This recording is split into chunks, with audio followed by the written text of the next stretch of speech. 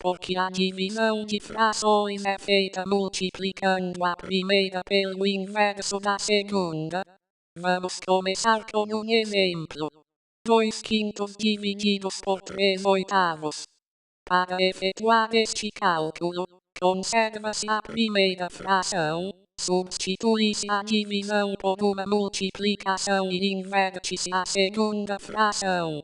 Ficamos, então, com 2/5 multiplicados por 8/3.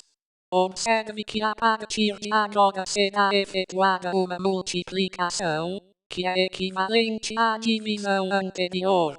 Multiplicando numerador por numerador e denominador por denominador, o resultado é 16/15.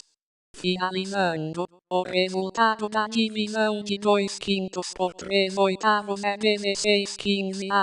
Para compreender o funcionamento desse procedimento, é necessário lembrar que, em uma divisão, ao multiplicar dividendo e divisor pelo mesmo número, não vale o zero, o quociente, resultado, não se altera. Veja um exemplo simples. 10 dividido por 2 resulta em 5. Se multiplicarmos o 10 e o 2 por um número, por exemplo, 2, o resultado não se altera. 10 vezes 2 dá 20 e 2 vezes 2 dá 4.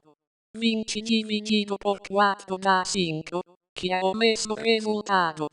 Isso vale para qualquer divisão, inclusive entre frações. Agora vamos usar essa ideia com as frações. No exemplo de antes, 2/5 era o dividendo e 3/8 era o divisor. Vamos multiplicar os dois pelo mesmo número. Escolhemos o 8/3, que é o inverso da segunda fração, e escrevemos novamente o cálculo. Veja como fica. Agora perceba porque utilizamos o inverso da segunda fração. Nos primeiros parênteses, há uma multiplicação simples. Nos parênteses seguintes, também. Veja que é a mesma ideia do cálculo anterior. Multiplicar 10 e 2 pelo mesmo número, o que pode ser escrito na forma de uma expressão numérica. Agora vamos, finalmente, efetuar as multiplicações. O importante é olhar a segunda multiplicação, em que utilizaremos a técnica do cancelamento. Simplificando o 3 com o 3 e o 8 com o 8, chegamos a um inteiro. Você tem que lembrar uma coisa.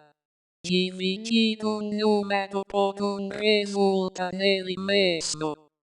Bem, agora dá para perceber que todo esse cálculo se resume ao que temos nos primeiros parênteses, que é, veja, a primeira fração multiplicada pelo inverso da segunda. Agora é com você.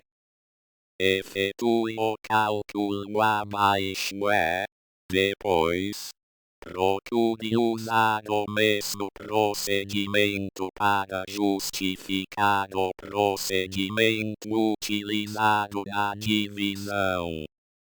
Reveja o vídeo para ajudar.